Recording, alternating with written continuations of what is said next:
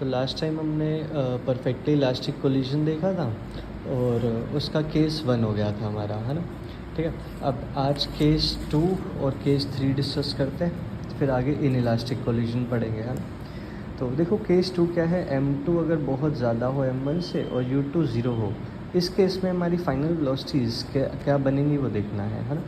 तो इसको समझने के लिए मान लो बहुत छोटी सी बॉल ऐसे मूव कर रही है और ये बहुत बड़ी बॉल से टकराने वाली है ना।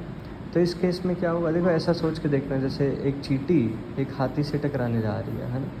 तो हाथी रेस्ट पे है, वो रेस्ट पे ही रहेगा, यानी कि v2 क्या होगा, ज़ीरो, है ना। रेस्ट पे है, रेस्ट पे ही रहेगा, और चींटी उतनी ही स्पीड से रिबाउंड हो जाएगी, यानी कि v1 कितना होगा, माइनस ऑफ u1, ठीक है ना।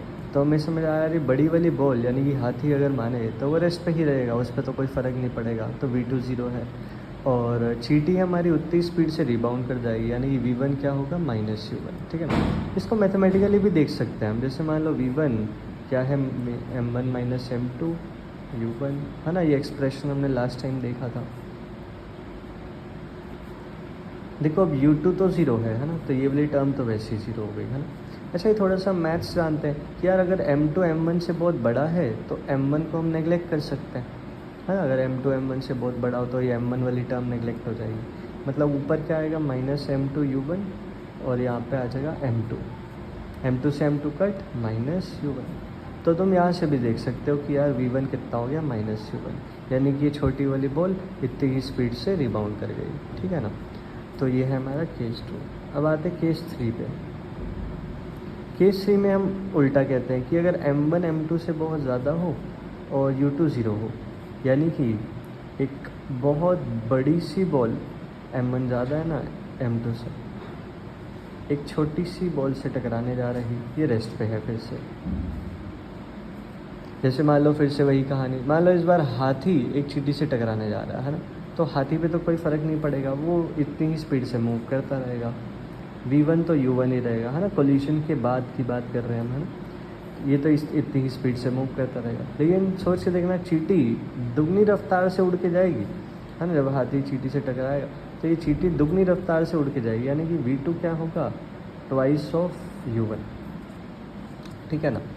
देखो इसको हम मैथमेटिकली भी एक बार मैं थोड़ा सा समझाता हूँ v2 वाले को। जैसे v2 का एक्सप्रेशन लिखूँ तो ये था ना m2 माइनस, ये ट्वाइस वाला फैक्टर क्यों आया वो थोड़ा सा देख लेते हैं अपन, है ना। Plus m2 plus 2m1 u1 upon में m2 प्लस m1, ठीक है ना।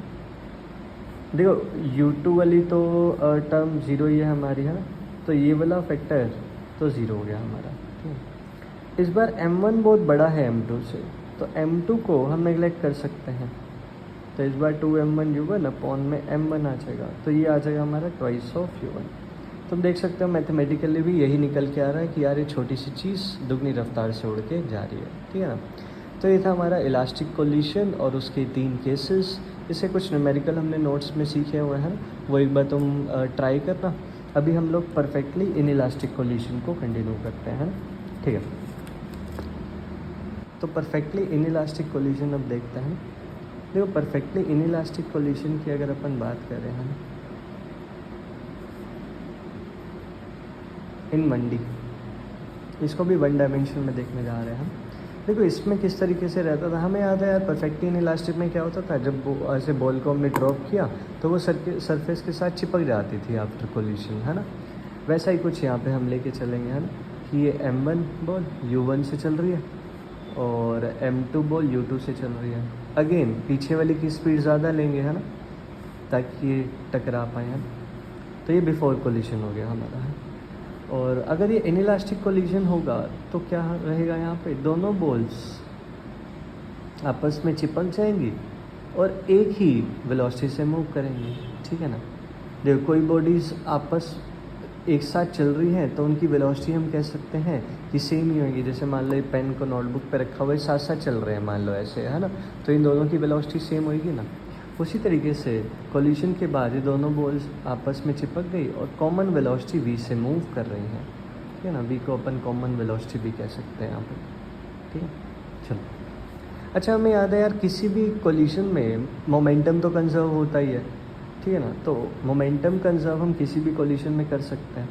तो यहाँ पे अपन मोमेंटम कंजर्व करें तो क्या होगा हमारा यहाँ पे, momentum before collision, momentum before collision equals to momentum after collision, है ना, यही रखेंगे। Momentum before collision equals to momentum after collision, यानी कि m1u1, है ना, मोमेंटम का फॉर्मूला हमें याद है मास इंटू वेलोसिटी, तो m1u1 plus m2u2 equals to m1v plus m2v, ठीक ना। अब यहाँ से v का एक्सप्रेशन निकालें तो ये आ जाएगा m1u1 प्लस m2u2 अपॉन में m1 प्लस m2, तो ये v का हमारा एक्सप्रेशन आ गया, ठीक है ना। इसको याद करना चाहते हो याद रख लो, नहीं तो बेसिक से तुम कर सकते हो क्वेश्चन को सॉल्व, है ना, मोमेंटम कंजर्व करके, ठीक। चलो तो ये हो गया हमारा v का या फाइनल जो कॉमन वेलोसिटी है उसका एक्सप्रेशन, ठीक है ना। अब यहाँ पे ना हम एक केस देख के चलते हैं, है ना। केस में हम क्या कहते हैं, मान लो u2 0 हो, अगर u2 हमारा 0 हो, है ना, ये वाली मान लो बॉडी स्टार्टिंग में रेस्ट पे है, तो v को हम क्या लिख पाएंगे, m1u1 प्लस मतलब डिवाइड में m1 प्लस m2, है, ये वाला फैक्टर 0 हो गया, m1u1 अपॉन में m1 प्लस m2, ठीक। अब देखो हमें याद है यार, इलास्टिक कोलिजन में तो एनर्जी कंजर्व्ड होती थी, लेकिन इन इलास्टिक में एनर्जी कंजर्व नहीं होती, तो यहाँ पे हमें बेसिकली ना लॉस इन एनर्जी निकालना पड़ेगा, कितनी एनर्जी लॉस हुई। अच्छा, लॉस कैसे निकालते हैं हम, initial energy minus final energy, initial energy minus final energy, ठीक है। अच्छा, एनर्जी कौन सी होगी इनके पास, क्योंकि बॉल्स मूव कर रही हैं तो इनके पास कौन सी एनर्जी होगी, काइनेटिक एनर्जी, है ना, ठीक है ना। तो काइनेटिक एनर्जी अगर हम पुट करें तो यहाँ पे क्या होगी, इनिशियल काइनेटिक एनर्जी देखें तो half m1u1 square plus half m2u2 square minus final energy कितनी हो जाएगी, हाफ, ये साथ साथ ही चल रही हैं ये दोनों बॉल्स आफ्टर कोलिशन, तो m1 plus m2 into V square, ठीक है ना। चलो आगे लिखे तो हाफ m1u1 स्क्वायर। अच्छा, हमने यहाँ पे एक केस में एज्यूम किया था कि u2 क्या है हमारा 0, है ना, ये केस के अकॉर्डिंग ही करता है, u2 0 है तो ये वाली टर्म तो 0 हो गई, है ना, ठीक ना। और v1 का जो एक्सप्रेशन ये हमने v का जो एक्सप्रेशन ये लिखा था यहाँ पे पुट कर देते हैं, ठीक है, m1u1 अपॉन में m1 प्लस m2, ठीक है ना। एक तो u2 को यहाँ पे 0 रखा हमने, और दूसरा v का एक्सप्रेशन यहाँ से यहाँ पे पुट कर दिया, ठीक है ना। आगे सॉल्व करें तो क्या आएगा आप हमारा, यहाँ पे half m1u1 square minus half m1 plus m2, इसको स्क्वायर करें तो m1 square u1 square upon में m1 प्लस m2 का होल स्क्वायर, तो स्क्वायर से एक ही कट हो जाएगा हमारा, है, तो half m1u1 square minus square से एक m1 m2 ये कट हो जाएगा, m1 square u1 square upon में 2 m1 प्लस m2, ठीक। चलो अब देखो यहाँ पे कुछ कॉमन है ना, m1 प्लस m2 एक यहाँ पे कैंसिल हुआ है हमारा, है, यहाँ पे हमारा हाफ m1u1 स्क्वायर कॉमन आ जाएगा, यहाँ पे क्या बचेगा 1 माइनस, यहाँ पे तो 1 बच जाएगा, यहाँ पे क्या बचेगा m1 अपॉन में m1 प्लस m2, देखना है क्लियर है ना सभी को, हाफ m1u1 स्क्वायर बाहर, यहाँ पे बचा 1 m1 और m1 प्लस m2, ठीक है। यहाँ पे एलसीएम ले लेते हैं, यहीं पे लिख देता हूँ एक बार में, एलसीएम लें तो m1 प्लस m2 एलसीएम आएगा, हम देख सकते हैं m1 से m1 एक कट, तो फाइनल एक्सप्रेशन बनेगा हाफ m1 m2 अपॉन में m1 प्लस m2 इंटू में u1 स्क्वायर, तो ये आ गया हमारा लॉस का फॉर्मूला, ठीक है ना। तो ये फाइनल लॉस इन एनर्जी का हमारा फॉर्मूला आ गया, ठीक से, ठीक। तो ये हमारा फाइनल, पहले हमने कॉमन वेलोसिटी देखा मोमेंटम कंजर्व करके, उसके बाद लॉस इन एनर्जी निकाला, initial energy minus final energy करके, ठीक है ना। अब देखो कुछ स्कूल्स में क्या होता है कि यहाँ पे ना हम एजम्पशन नहीं ले पाते, है ना, मतलब कुछ स्कूल्स में बिना एजम्पशन के ये सॉल्व करवाई हुई है ना। जैसे SGVM सिटी वाले स्टूडेंट्स को बिना एजम्पशन के ये सॉल्व करवाई हुई है, तो उन बच्चों को उस तरीके से करनी होगी सॉल्व कि ये बिना एजम्पशन लिए, है ना, लॉस इन एनर्जी निकालना होगा। तो वो भी एक बार मैं कर देता हूँ, ठीक है ना, सही है। तो SDVM सिटी वाले स्टूडेंट्स इस तरीके से निकालना लॉस इन एनर्जी, मतलब यहाँ तक तो एकदम बेसिक अप्रोच ही रहेगी। इसके बाद लॉस इन एनर्जी वाला बिना एज्यूम करे कुछ हमें पूरा डिराइव करना पड़ेगा, है ना। तो थोड़ा सा लेंदी जाएगा वो, पर फिर भी हमें करना तो है ही। एक बार लॉस इन एनर्जी अगर हम देखें, हम बिना एजम्पशन के अब देखने जा रहे हैं, तो लॉस इन एनर्जी फिर से मैं वही लिखता हूँ। लॉस कैसे निकालेंगे अपन, initial energy minus final energy है। अब हमें थोड़ा सा पूरा पूरा लिखना पड़ेगा बिना कुछ एजम्पशन के, है।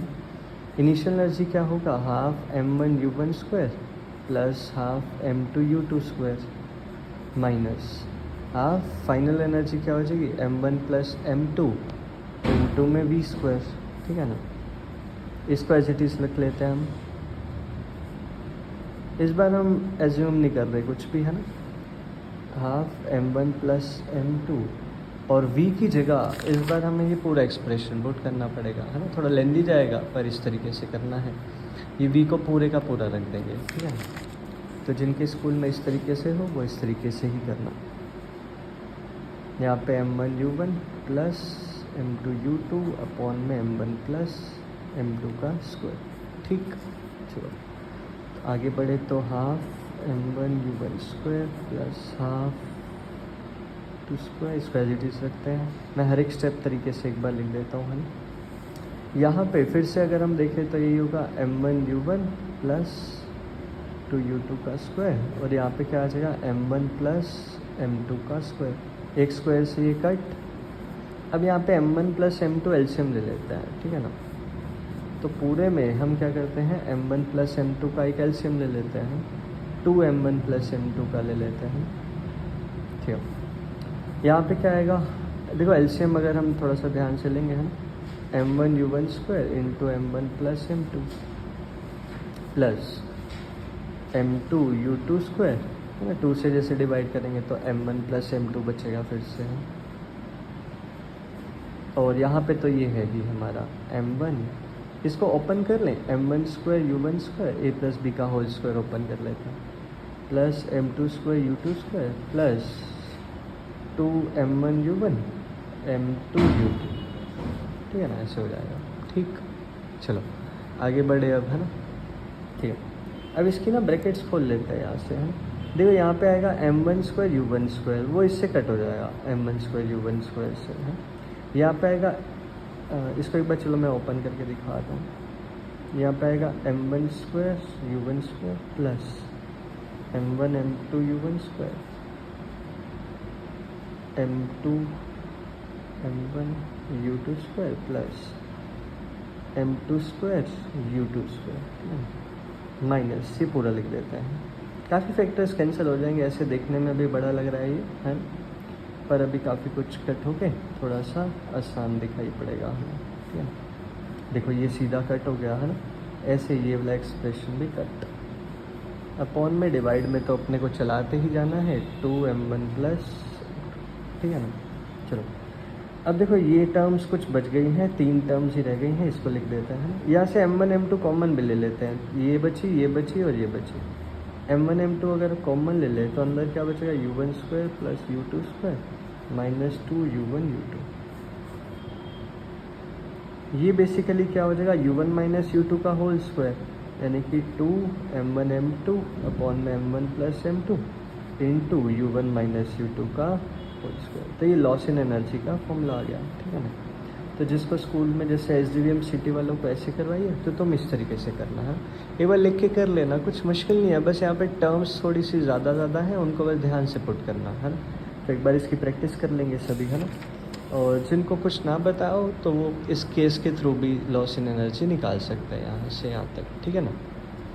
चलो तो ये था इनइलास्टिक कोलिशन इन 1D। इसके जो न्यूमेरिकल है वो इस फॉर्मूला बेस्ड पे ही होते हैं, एक बार तुम लोग ट्राई कर लेना, है ना। ये v का जो एक्सप्रेशन है फॉर्मूला बेस्ड। एक न्यूमेरिकल मैं करवा देता हूँ जो एक कंसेप्ट ही है, ताकि उसमें हमें दिक्कत ना आए। देखो उसका कंसेप्ट ना कुछ ऐसा है उस न्यूमेरिकल का, जैसे मान लो ये हमारा ब्लॉक है, इसको बेसिकली ब्लॉक बुलेट प्रॉब्लम भी इस टाइप से हम कहते हैं, ब्लॉक बुलेट प्रॉब्लम टाइप, ठीक है ना। तो ब्लॉक बुलेट प्रॉब्लम में किस तरीके से है, जैसे मान लो ब्लॉक है, ठीक है ना, इसका मास कुछ मान लेते हैं 1 kg, और यहाँ से एक बुलेट आ रही है, बुलेट का मास मान लेते हैं 0.01 kg, ठीक है ना। बुलेट की स्पीड है 200 मीटर पर सेकेंड है। तो यहाँ पे बुलेट आ रही है इस तरीके से है, तो ये ब्लॉक ऐसे रस्सी से लटकाया हुआ है हमने, है ना, और एक बुलेट को इसमें फायर किया, ठीक है ना। जैसी बुलेट इसके अंदर जाएगी तो ये दोनों इकट्ठे जुड़ के इस तरीके से राइज करेंगे, है ना, ऐसे, है ना। तो ये हाइट कितना राइज होगा ये बताना है, ठीक है ना, समझ आया ना।